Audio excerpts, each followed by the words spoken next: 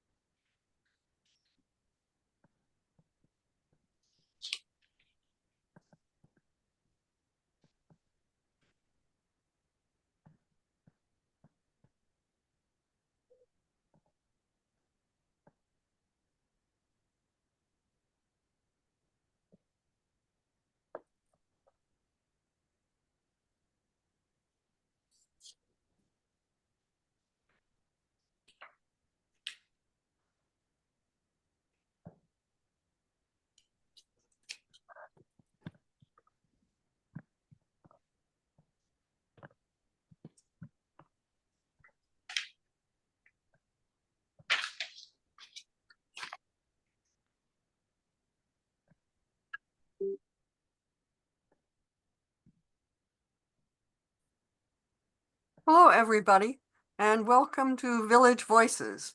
For those who don't know me, I'm Trudy Peterson. I coordinate Village Voices for Capitol Hill Village. Special thanks, as always, to Mary Bloodworth, who makes this whole thing happen behind the scenes by getting us all online and offline as we need to be. Thanks, of course, to Judy Berman, who makes the Capitol Hill Village run. And thanks to Karen Stuck and Maygene Daniels, both of whom do publicity for this special series of talks by people who live on the Hill who have an interesting story to tell us. Please notice that we are recording this with the permission of our guest. And also, please know that we'll be paying attention to the chat. If you have a question that's just burning and you want to ask it, and you think you might forget it by the time we come to the end of this first discussion, please do put it in the chat and we'll either read it or we'll call on you as the case may be. Before we get started with this particular session, then, let me tell you a little about what's coming up. In January, we're going to have Tom Zaniello with us. He's publishing a new book called Epidemic Films to Die For, a chronicle of the COVID-19 plague years. So it's about films about plagues. And so Tom will be with us on Tuesday, January 14. Then, sort of keeping up with our film story, on Monday, February 10, we'll have Louis Bayard, who, as you probably know, is a pretty famous novelist who lives on the Hill. But one of his recent novels, The Pale Blue Eye, has been picked up for Netflix and made into a film. And so he's going to talk with us about what happens when your book is starting to be turned into a whole nother genre and what it has meant to him working along with the producers of the film. I'm holding March. As you know, in November, we had John Greenspan scheduled, and I have been unable to find a time with him when we could reschedule his session. So I'm holding March in the hopes that John will be available. Should any of you listening know John, please tell him I'm trying to find a time that we can indeed hear him. And then in April, we will have Susan Koch, I guess, who lives on the Hill. She was part of the arms control negotiations of the U.S. federal government for many years. She's one of the real experts on arms control. And with the Soviet Union now having just exploded a new kind of arm over Ukraine, it seemed to me it was the right time to go back and look at arms control and see how many minutes are we to nuclear midnight. And Susan is just the right person to tell us that. So that's what's coming up in the next few months.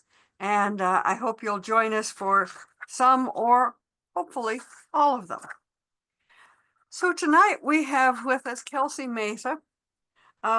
I've been wanting to do this ever since I saw the play that she directed, not directed, wrote at Taffety Punk. Kelsey has a big career in plays and so forth.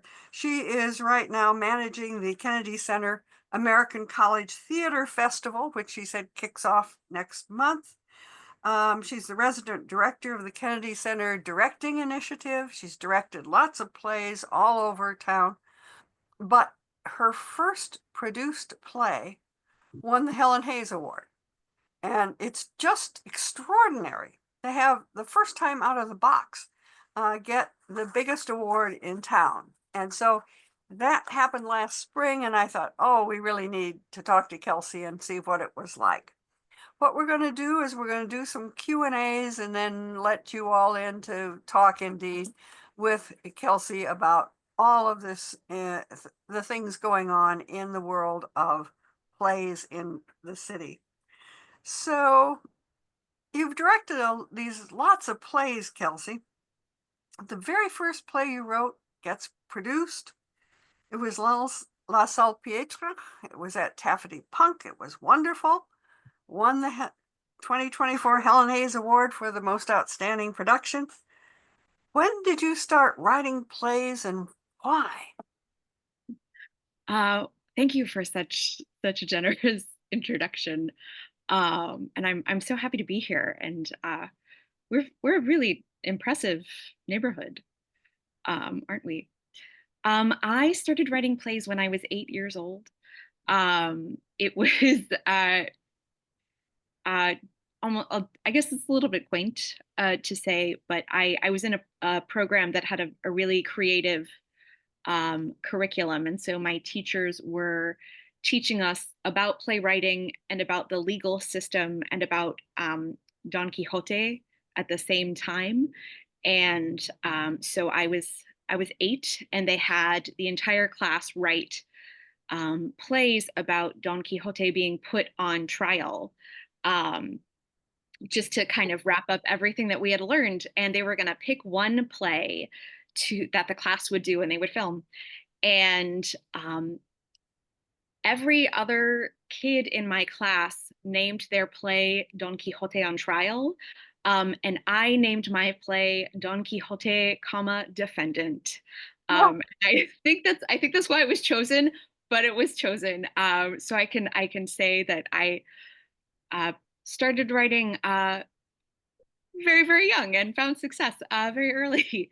Um, but I have been writing. It kind of feels like my entire life, but I did study it in college. I was in a script writing honors program at Northwestern University, and my dual loves were playwriting and directing. So when I guess, graduated and made it into the real world, it was really difficult for me to um, work full time, which I've been doing the entire time at the Kennedy Center, Hmm. and try to cultivate a directing career and also have a writing practice. Um, so I took a pretty long hiatus from writing plays, and then I found this particular topic that I wanted to explore with Taffety Punk. And I had proposed to the artistic director, Marcus Kidd, that I get some rehearsal time so I could work with some actors and we could find some ideas. And I was approved for rehearsal time in March of 2020. Um, so unfortunately, that didn't happen. But I was at home a lot and I couldn't take any directing gigs for a few years. So I turned to writing, and it really turned back to writing rather. And it I don't know what it is about this play. It just kind of flowed at every moment. And it was both easy and challenging to write. And Um, yeah, Kelsey, for anyone who's listening to us who doesn't know about the play itself, the mhm, story is pretty grim. Would you talk a little bit, just a synopsis of what it's about? sure. So the play La Salpêtrière takes place in the hysterics ward at this Parisian hospital, and this is going to be a strange way to get into telling you what my play is about. But this hospital was built as a saltpeter factory in Paris in the 1600s, and then in the 1700s, it was a prison for prostitutes and mentally ill women. It was raided during the September massacres, um, and the raiders freed all the prostitutes and they killed all the mentally ill women. And then in the 1800s, it became the center for the study of hysteria in women. And the lead doctor at the hospital, his name was Jean-Martin Charcot.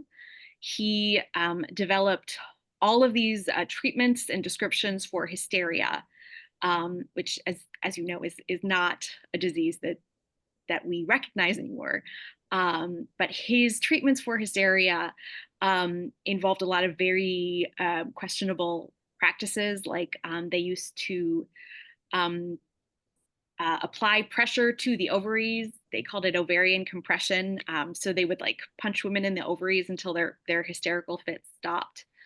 Um, the most famous treatment was hypnotism. So they would bring the hysterics on stage during these lectures that were open to the public, and they would hypnotize these poor women, and just essentially abuse them on stage in front of audiences. Um, but then in the 1900s, um, it's the hospital where Princess Diana died. Um, so it's still a hospital, it's still a teaching hospital in Paris. But I was kind of fascinated by the history of this building and the history of its treatment of women. Um, so my play focuses on three hysterics who find themselves in the hysterics ward at La Salpêtrière, and how they learn to reclaim themselves and break out of that system. How did you stumble on this story? I was reading a book that was a compilation. It's called Trainwreck, and it's about women media figures who we tend to villainize, or we call them mad, or we call them crazy. And there was a chapter in this book on the hysterics um, that I was just fascinated by. So I immediately went and I got the book that author, the other author, had done her research on. So I went and got another book that was just about the Salpêtrière. Um, and now I collect books on hysteria. Including hysteria in men, one of our No, I've really not. Um, none of the books that I have really delved into hysteria in men at all.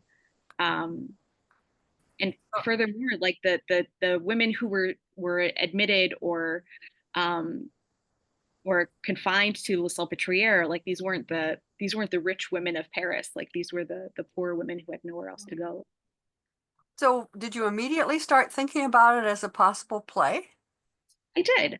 Um, I think just because the stories that I was reading that were based in fact seemed so absurd to me, Mhm. uh, just so true but strange, and I thought that a play would be a good way to explore that. And I've been a member of Taffety Punk Theater Company for I guess 10 years now, and am very, very, very familiar with the black box space at the Capitol Hill Arts Workshop. So not only did I see it as a play, like I saw it as a play at Shaw. Did you know all the characters right away? And did you know the ending when you started to write? I knew the characters. Really? Yeah, I didn't know the ending. Um, and the characters, the three of the characters are based on historical figures, very, very loosely. But and the fourth character is kind of the protagonist, who is like the connection to the audience. who doesn't know why she's there. Um, no, I didn't know how it was going to end. I started writing, and it ended a couple different ways Oh, really? before the this ending, which eventually came to feel more like it was always supposed to be the ending. Um, I don't want to give. I don't. Should I give things away, Trudy? Sure. Well, the so the I tried to pull in things from the rest of the hospital's long history into the hysterics ward. So it ends up being rated like it was at the century prior, and the his the three hysterics are freed, and they go off in search of a better future. But of the three of them, one of them turns back, and she runs back to the hospital, Mhm. uh, which is kind of devastating. That she just can't, in the face of this freedom and building a new world, she can't see anything else. Um, and originally, all three of them were going to build a new world together, um, but I I'm influenced a lot by other books that I read and other media that I'm taking in. Um, I was reading a lot of bell hooks at the time. Um, and so a lot of what I was reading just made me realize that not everyone can move forward. Um, Yeah. What's it like after you've got lines down on paper to then start workshopping them and hearing real live people try to speak your words? it's really fraught. um, we Taffety Punk did the company members got together twice on Zoom to read out drafts, and they, I had never come to them as a playwright before, so I was really nervous. Um, and they were all so talented and so generous.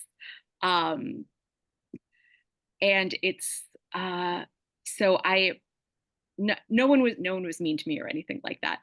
Mhm. Uh, they all gave like very good suggestions and asked questions that made me want to keep writing. But no, I was a nervous wreck. I couldn't actually watch the screen, so I just had my head down, and I was like furiously scribbling notes, like, "Oh, that doesn't sound right. The rhythm is off. That's taking too long. Get to the point." Or you already said that. Um, yes. Mm. Some parts of the play have music behind them. How did that happen? Well, the aesthetic of Taffy Punk theater Mhm. company is to bring in music and theater and dance. So that really influenced um, me when I was writing it and when I was envisioning it in Chaw, and when I knew I wanted to do it with this specific group of artists who I know and love. So I knew if I put in opportunities for music, that they would take that and they would run with it. Um, Mm. mhm. And so it's really their contribution to the play, not yours as playwright per se. Yeah. No, it's very like moving from directing to playwriting was very strange for me, because when you're a director, like you're in the room, you're collaborating constantly, and you have your hand in all the things. And when you're a playwright, you just do the thing and you hand it over. Um, so I tried as much as possible to leave space in the script for the other artists to come along and put their stamp on it and interpret it their way and solve a problem, um, so that I felt a little bit more collaborative as a writer. Hmm. Um, you you were looking at the black box and the actors that you know and love. Um, but has the play had legs? Are other places doing it now? Has it been picked up, in other words? Not yet. We're exploring uh, some different options. I'm very lucky to have supporters who are championing this play. So it's being spread a little bit more. I also know I know a lot of college professors because of Mhm. So what I'm really hoping for is one day a college picks it up and I can go to the college in the middle of nowhere and see this production. It does seem like an ideal play for a college. I hope so. Like, because I hope I've written something that a college student feels they can bring their voice to and they can put their stamp on. Hmm. Hmm. Um, are you working on another play? And if so, are you willing to tell us anything about it or? Sure. I'm kind of jumping between two things right now. Um, One is a very odd take on Alice in Wonderland, um, which I seems a little bit everyone's doing Alice in Wonderland. Everyone does at some point, I guess. I have my Alice artwork right on the wall there. Um, but yeah, I'm uh thinking about this idea of women in the workplace and how we give a lot of emotional labor to make other people feel big and make other people literally grow, or what we do to make people literally shrink. So I'm thinking specifically about that very strange niche. And then the other is I found out after the production had closed that there was another part of La Salpêtrière's history. Um, and that is that a group of women prisoners from La Salpêtrière was sent on a boat to New Orleans they were exiled from France. And there were several incidences of France sending women over to the Louisiana territory to help populate it.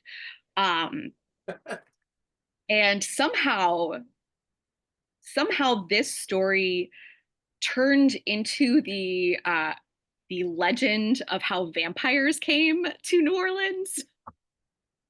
Like Hmm. it's very strange. These women were treated very poorly, and now they're accused of being vampires, locked in a convent in New Orleans. Well, it is the story of Manon Lescaut, Yeah. which was just done by the concert opera here, and the whole last act goes on forever as she dies in the deserts of Louisiana, which it's very clear the playwright had absolutely no idea what the geography of New Orleans was like, but never mind. That's the whole story. She gets shipped off to the New World as punishment. But if you've been writing plays since you were 8, there must be drawers that have partial things. Do you think about going back and pulling them out and fiddling with them? Times. Yeah, there are at least a couple that I think would still make very good plays. There are many that I think should stay in the drawer. um, but there are a couple I think I could rescue. There's a new book out on Handel's Messiah, on how he wrote it. And again, he went back and pulled things from all sorts of other things he had written to put together in what we know of as the Messiah. So aren't there things that you could just go back and take an act or an idea out and push it back together? I think so. I definitely think so. Yeah. Um,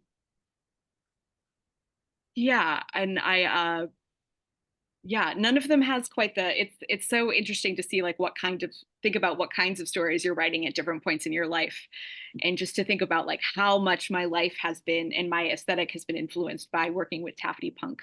um so I think it could, and I think it might. I think I could look back at those ideas and just see how I would come at them now, um as a totally different artist than I was when I was 21.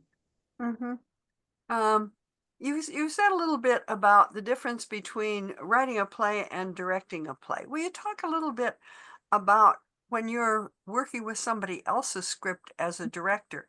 How free do you feel to change it a little here, move a line here or there? Um, well, strictly speaking, if the work is still under copyright, it is illegal to change a single word of a play. Um, So I feel I feel absolutely fine about doing it to, I've worked on Shakespeare. I've worked on, I directed the Trojan Women, Euripides' Trojan Women. Mm, So those kinds of things I feel very good about going in and, thinking about the artists that I'm working with and how to use that to shape mm, um, the production that we're going to do. Um, but for newer plays, if you're working with the playwright and it's the premiere, there's there's more room to have a conversation with the playwright and see what they think. But their word, their decision is the last word. And then if it's something like I directed Beth Henley's Crimes of the Heart at Catholic University last year, and so for those scripts we weren't allowed to change anything. Um, and But I will tell you what I did discover is, specifically with Crimes of the Heart, because it's from the 70s or the 80s now, and so it's several decades old. Um, if you I did research on Beth Henley. I looked at all of her interviews talking about Crimes of the Heart from the 70s through today, and the way that she talks about the play has morphed over the mm, years.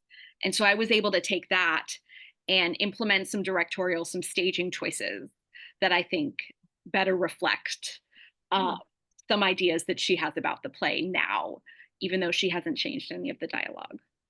mhm. Would you see that happening with La Salpêtrière? I hope so. Like I would love to come in and Hmm. um see uh different interpretations. I've been asked sometimes if I would ever want to direct my own work, and I that feels wrong. Not I don't think it's wrong on principle. It just feels like I'm cutting off another potential collaborator. Um, and so I get more excited about seeing what other people bring, um, and how other people solve problems.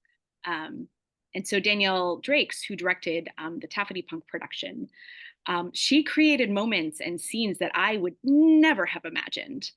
Um, Really? yeah, that fit, um, like they're just for example, um, there's a whole series of stage directions about the door to the ward, like Mm, the Yvette, the main character, breaks the door, and then the door moves, and then the door disappears, and there is no door. Um, and that is such a nonsensical set of stage directions to hand to a director. And they were very worried, like, what are we going to do? How are we going to build a door that like breaks and then comes back to life and then changes and then goes away? And she made the door completely invisible, and did all of these things with lighting that I just would never have come up with, that I thought were quite beautiful. hmm. Hmm. Let's see if we've got questions out there in our audience. I don't see anything in the chat, but Mary, maybe you can help me and see, do we have any people with hands up? Actually, we do have something in the chat, although you may have I basically covered it, I think. covered it. Okay, you Uh, covered yeah, Karen's. yeah. The in the chat was hysteria only in women, and we talked about that. And then what's Mhm. happened to your play since the opening, and we talked about that. But let's see, do we have anybody who wants to ask a question? Karen Yeah, Brannon. yeah, Alex ask. Thank you, Kelsey. This is fascinating. Congratulations on your journey. Um, yeah, I'm writing my first play at the age of 83.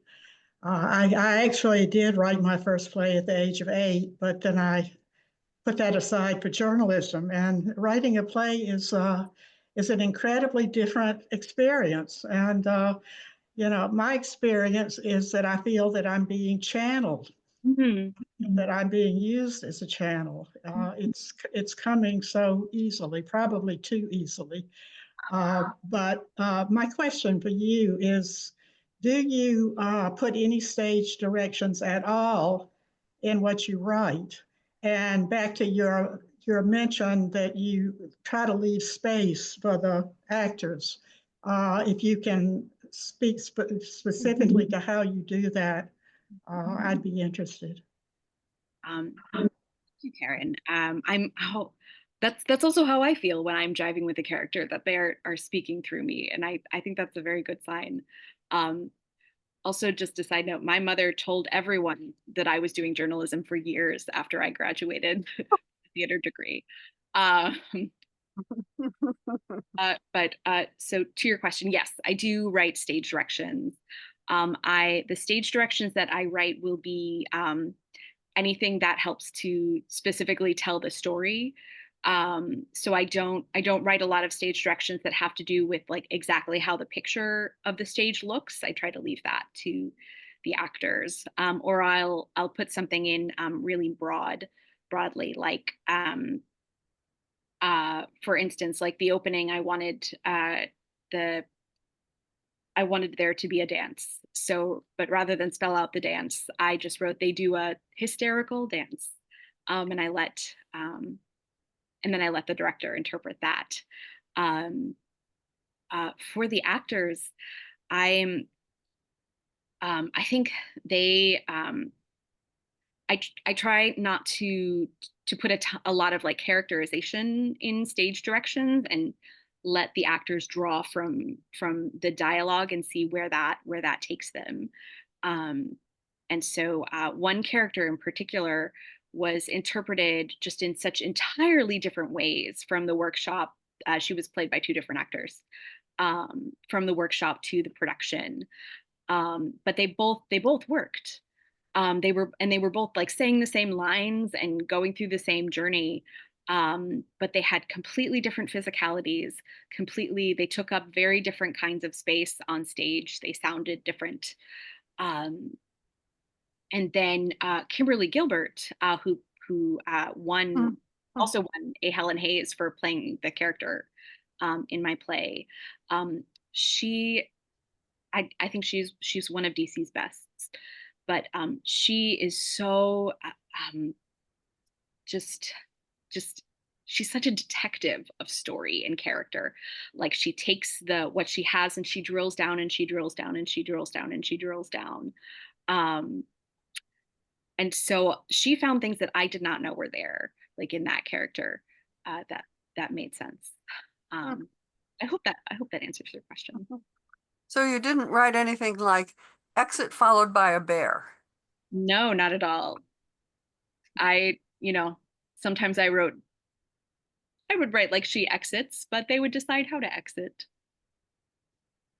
That has always seemed to me one of the craziest of the Shakespearean directions.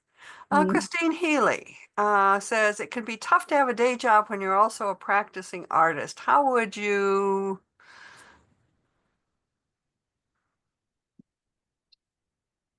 Mm.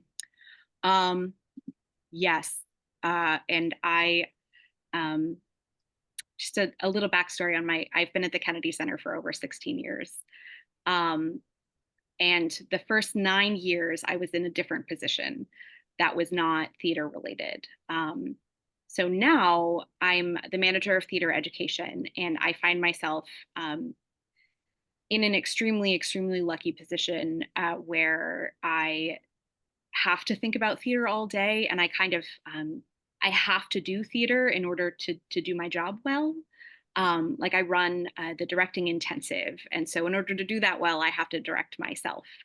Um, so these days, these last 7 years or so, I've had a little bit more flexibility in terms of scheduling rehearsals. I can consider that not part of work, but something that feeds into how well I do my job. So it's all right if I take off a little bit early to get to rehearsal, or if I schedule vacation days so that I can go to tech. Um, but I agree with you. It's extremely difficult. And I played all sorts of mind games with myself when I was younger, to make myself believe I wasn't as tired as I was. Um, but now I just have to be extremely efficient in taking care of myself and planning things out and making sure I have a dog walker and, you know, do I pay extra for meal delivery during these weeks, and things like that. So it's definitely gotten easier since I've moved into this new position. Um, I've heard the novelists say that they don't like to read other people's novels while they're trying to write one because they tend to then hear that voice in their head as they sit down. And yet you're surrounded all day long by other people's words and other people's plays. How do you shut that off, or do you let it influence you? I had a brilliant professor at Northwestern. Her name is Mia McCullough. She's also a playwright. Um, and she taught us the how of writing, like exactly how to set us up for success. Um, and one practice that she gave us was journaling before you start writing. So pretty much anytime I'm going to start writing, I'm going to start free association journaling. And that tends to clear everything out. So by the time I'm ready to start writing, it really is. I feel pretty secure that it is me and it is my voice and the voice inside my head or the characters. Um, and that I've gotten those things out. But I do consume a lot of I think I consume a lot of media, like not only plays, but novels and audiobooks and podcasts, and I have NPR on all day. Um, and that, tends to let me think critically about problems that I'm having with a story. So I think it's only helped me. Hmm. Hmm. Anyone else? Questions, comments? The person sitting behind me wants to know how, if at all, reviews affected you after you had wonderful reviews for this play. But, does it make you feel, oops, the next time I've got to be at least that good, or they're going to say, oh, it's the second novel, and, you know. Maybe I think a little bit. And I think I tend to have perfectionist problems myself. So, I think I've been procrastinating a little bit more. But yeah, so I think the sad answer is yes, that yes, they do affect me. And yes, they are very nice. And I don't know how to live up to them next time.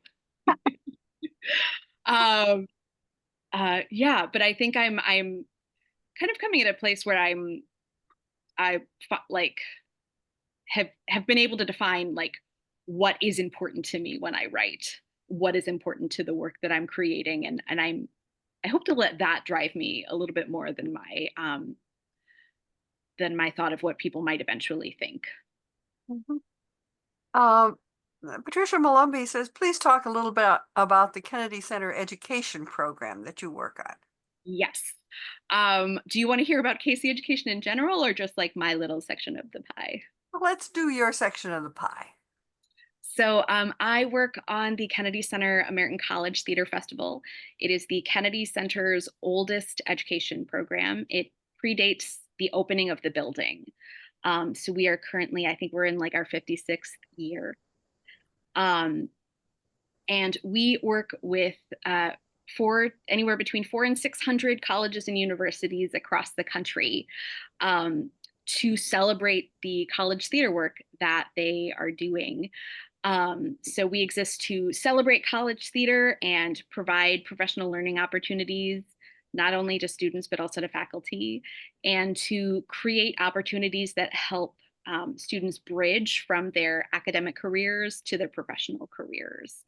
Um, and what I love most about our program is we are not really working as much with like Yale and Brown and NYU and Northwestern.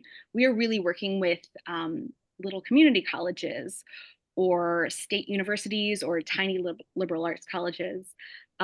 So I've gotten to meet and provide opportunities for um, trans directors from the middle of nowhere in Tennessee, or an actor who grew up in Juarez, Mexico and went to school in El Paso, or a playwright from East LA. Like using the Kennedy Center's reach and resources to bring more students into the field. And we do that. We've got regional festivals that happen across the country in January, February, and then that feeds to a national festival that we hold at the Kennedy Center in April. And so I have like about the regional festivals are quite large. They're anywhere from like 500 to 1,500 college theater students go to those. My national festival is about 125, but those students are in master classes and they're going to see DC theater and they are talking to professional artists and they're forming bonds so that they are really launching their careers together, and they're forming cohorts and things. So I'm very biased, but I think it's great. Christine also says, please talk a little bit more about Taffety Punk and how it's organized. Sure. So Taffety Punk is a theater company that was founded by punk rockers who also had classical arts training. And that really shows up in the Taffety Punk aesthetic. It was founded by Marcus Kidd, who is still the artistic director, and Aaron Mitchell, who is still the managing director. I think Taffety Punk has been around for about 20 years now. And the goal of Taffety Punk is to make the classic and the contemporary dynamic and relevant to today's audiences. And so aesthetically, it's important to us that we involve dance and music and theater. It's also important that we keep our ticket prices affordable. So they've kind of been tracking along with the price of a movie ticket. We recently raised our prices to $20, which is a big step for us, but I think that's still pretty affordable for the theater. And it is important that Taffety Punk functions as a company. So we have about, I'm gonna say 12 to 15 company members, and all of the work really comes out of this group of people coming together and saying, I want to work on this. I want to do this. I want to work with this student on doing this dance. I want to put out a record. I want to write a book. So it's really grown past theater company. Because in the past years, Taffety Punk has produced records and just put out a book of poems by Teresa Spencer. We've done an audiobook, in addition to doing dance and music shows and theater productions. Uh-huh. Uh-huh. You've directed both very modern plays and the big old classics. Mhm. Do you have a preference? I think I try to make whatever I'm working on at the time my favorite thing to do. So I love them for different reasons, but I do tend to like the classics because as a director, like we talked about, I can get a little bit more artistic with it. I can do the cutting of the text. I can make big choices because classic texts don't tend to come with a lot of stage directions. So I get to put myself in there.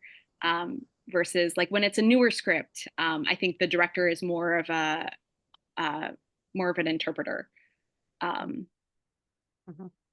But with the big classic script, you've also got to make the cutting decision, and you certainly nobody is going to sit now through a 5-hour whatever it is. I mean, I will not. And so you've got to make those choices. Yeah, and yeah, and I think working on the classics, like it's nice to come at it having playwriting training, because you can come at it, like I can form my own story alongside what already exists, and come at it that way rather than trying to clarify someone else's story, if that makes sense. Or women taking all the roles in a Shakespeare play, for example. Exactly. Yeah. We got somebody ask, Cynthia Whittlesey says, do you see a lot of DC theater? And do you have comments or recommendations? What do you think about the theater scene in the city right now? I am a huge fan of DC theater. I see shows all the time. I uh, recently have like really loved the shows that Theater Alliance is doing. I'm about to go see a show at Prologue Theater for the first time there in Arlington. Um, yes, so I think my recommendations for DC theater. Um, I think don't be afraid to go to the The black boxes. not to the black boxes, but also to the events that aren't quite finished. A lot of theaters will do readings and workshops where they're just working on something and they just need an audience, and so it's not fully baked. I think that's a really exciting time to dive into a play. I think DC actors are really, really good at new play development. And so I love to watch them taking on a new script and asking questions and just taking big risks with that. Um, and it's particularly when we're in DC, we have audiences who are extremely smart Hmm. and like extremely savvy. So my recommendation would be to go, go find not just the productions, but also the little events. So like Folger Theater is does their reading room series I think it's going to be end of January, beginning of February this year. But they're bringing in some extraordinary artists who are actively working on plays that eventually, especially with the reading room, eventually end up on the Folger stage, which is very cool. Mhm. Is there any genre you particularly like? I like, I don't know if this is a genre. I like feminist theater. Mm-hmm. Mm-hmm. Yeah, I like to see women on stage being able to do to break expectations. So Mm-hmm. Mm-hmm. As we were talking before our friends joined us, there are plays that are really talky, and there are plays that have a lot of sword fighting, like in a Shakespeare play. Have you got any comments about what you think is the current direction? Are we seeing more people doing talky plays? huh, I think that the landscape has just exploded so much um, that I think there are plays being written that are very talky, and there are plays being written that are very action oriented.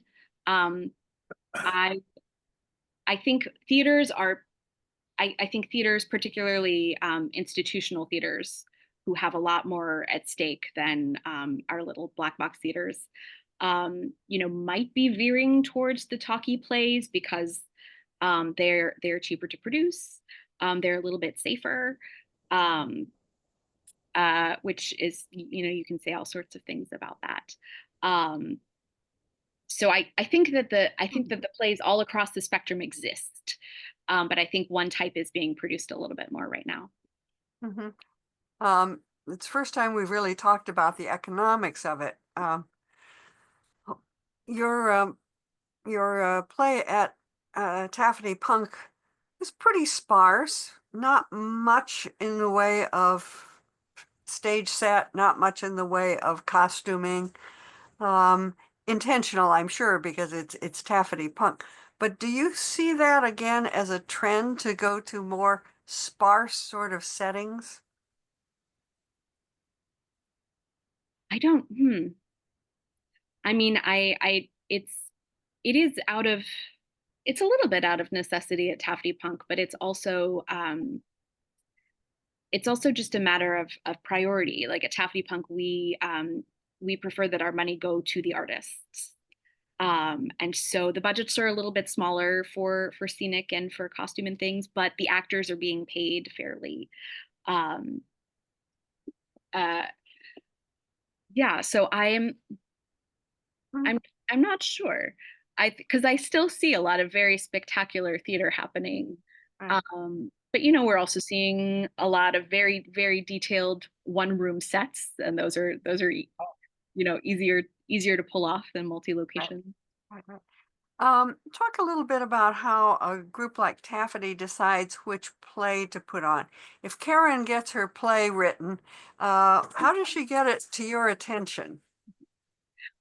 Well, Taffety Punk, we've got one of our company members, the illustrious actor Tanya Beckman, actually reads all of the new submissions. So we have a submission link on the website, and Tanya reads it, and she kind of goes over whether or not it fits with the Taffety Punk aesthetic. Um, and so I think that, like, particularly with smaller theaters, I think you just send them. Uh, and you know, you're choosy with who you send it to, versus depending on, you know, if your play aligns with the values of the company.